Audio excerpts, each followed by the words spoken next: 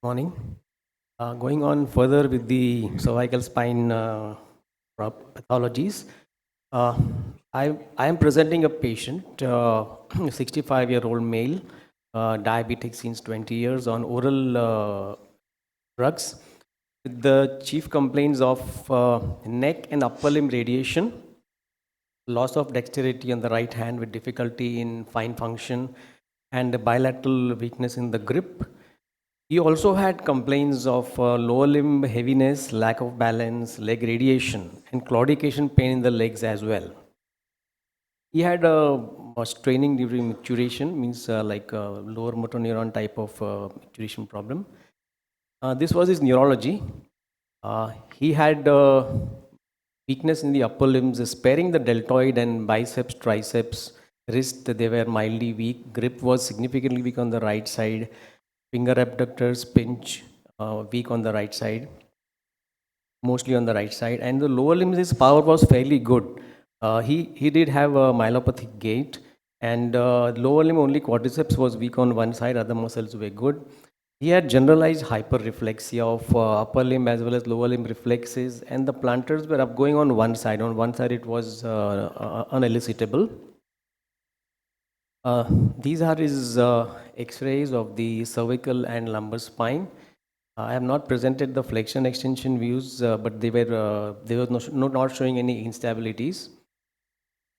And this was his MRI picture.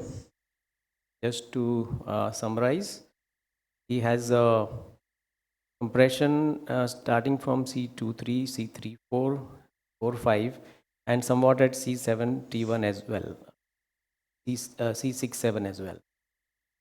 There's presence of cord edema seen at the upper cervical levels. Those are his axial cuts.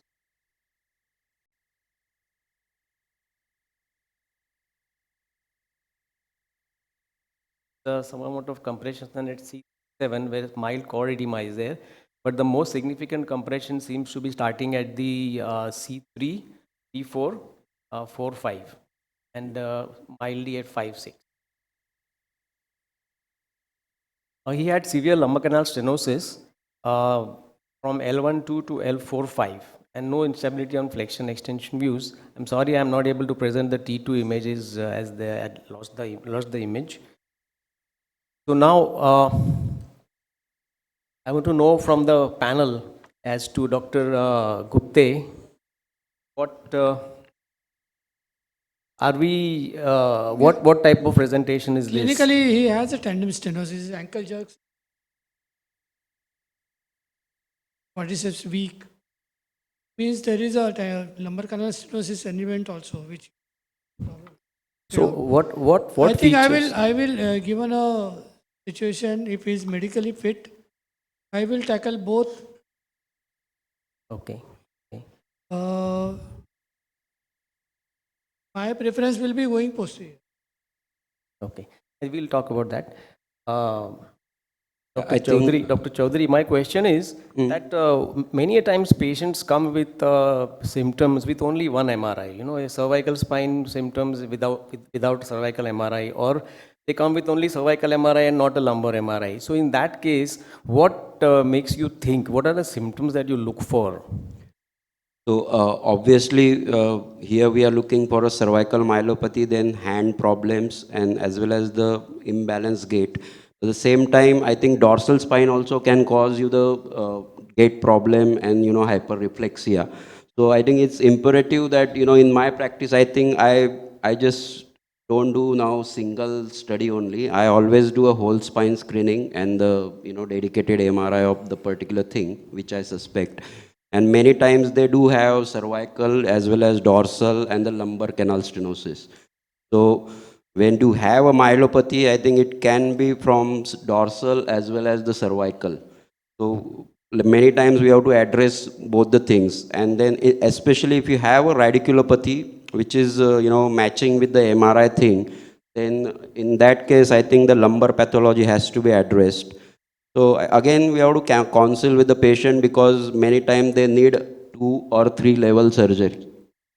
So, and we have to decide which, obviously cervical has to be done. if the dorsal is significant, then maybe we have to consider cervical dorsal. I think doing all three regions in one go, it's So kind of a difficult. basically, in all elderly patients who come with lumbar or cervical symptoms, necessary to rule out stenosis at the cervical or lumbar, whichever other areas. Dr. Himanshu, we think any more investigations are needed, or you are sufficiently informed about the patient? If we are now thinking about surgery, I would like to get a cervical spine CT done because I think it's a OPLL.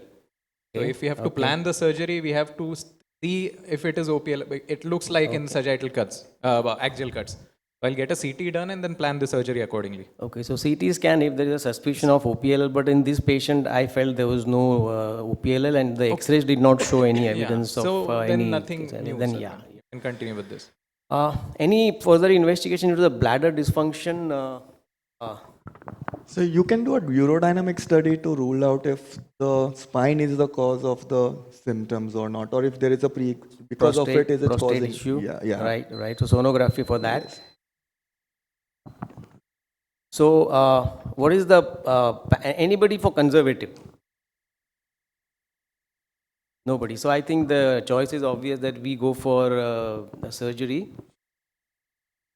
For differentiation of radicular versus upper motor neuron symptoms, Dr. Faisal, would you suggest anything that we can do to differentiate? Because the treatment surgery you do, whether you do just a central decompression or a foraminectomy would matter. So anything you do to find out if there is any We can think radicular, of doing EMG NCV, sir, EMG, to NCV? ascertain the level of radiculopathy.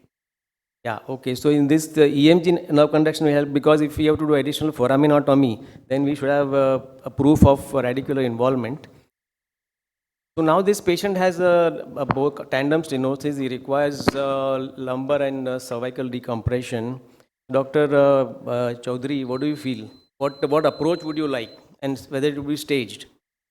Yeah, I think I would prefer a posterior only, and he's a diabetic. But if I think if fitness is good, then maybe I'll do both the things together, cervical plus lumbar. Same stage. Yeah, I won't do any fixations here. Just do a decompression. From the panel, anybody would say that two-stage procedure would be better and for what reasons? I think single stage or two stage procedure depends on the fitness of the patient, your own setup, and your comfort in that setup. So if you are comfortable with doing two stage, if you have a big team, if you have a good ICU setup, you can do that. A single stage. Single stage, yeah. Single If you're not very comfortable, then you stage it. Is there any particular sequence you do cervical first, lumbar first? Does it matter? Would go cervical first and lumbar lead. I would go single stage. Single- All posterior. Agree with our colleagues, panelists over here. Single. Dr. Gupte? The fitness levels doesn't matter much. Basically, an anesthesia which you are given, it's an hour surgery for the cervical spine and an hour surgery for the lumbar spine if you are doing a laminectomy. For 2 hour surgery, I won't take fitness into that much of a consideration. Gupte? Stage or single procedure? No, being in a tertiary setup with good backup, I have been doing this type of cases. In fact, we have done cervical, dorsal, and lumbar all together. So the next question is again the same eternal question, approach. Posterior only, Posterior, all posterior? all posterior. Any fixation posterior or only decompression? Only decompression is sufficient in cervical spine because the black disc with lordosis is thin. Given that this is not OPLL, so if it is not OPLL, then decompression alone should suffice. If it's a OPLS, you should ideally fuse it. So posterior decompression means laminectomy or laminoplasty? Anybody, laminectomy, how many people would go for laminectomy? Laminoplasty? Anybody from the audience would like to do laminoplasty? I think in India, people are not favorite. Laminoplasty is not a very favorite surgery, and so basically the opinion of the house is that we do a posterior surgery. Any from the panel, I would like to know any tips on positioning, because when you're doing combined decompression of imaging and positioning and Any tips on that? For me, combined surgery means two different surgeries done in one sitting. In the sense, I do always do cervical first. After that, we wash, position the patient again, tape again, the second. Is it the true for all, or we I think it's drape better. at one go and do the surgeries in sequence? See, I really don't like to put, all the time on that thing. I'm really scared about the eyes. So usually if I'm doing like cervical, dorsal lumbar or lumbar fixation, or if I'm going to take more time, then it's better that I will divide. I'll do the draping again. If it is only decompression, then I'll do the both in the same. So depending on the length of the surgery, you would Yeah, like to yeah, split yes. the surgery or drape at one go and do it, Yeah, right? yeah. So, as the opinion of the house goes, we performed a one-stage cervical and lumbar decompression. In the first cervical, we did a C3 to C7 laminectomy, lumbar L12 to L45 pure decompression without stabilization. Patient is now 4 months post-surgery and with good recovery of function. Thank you.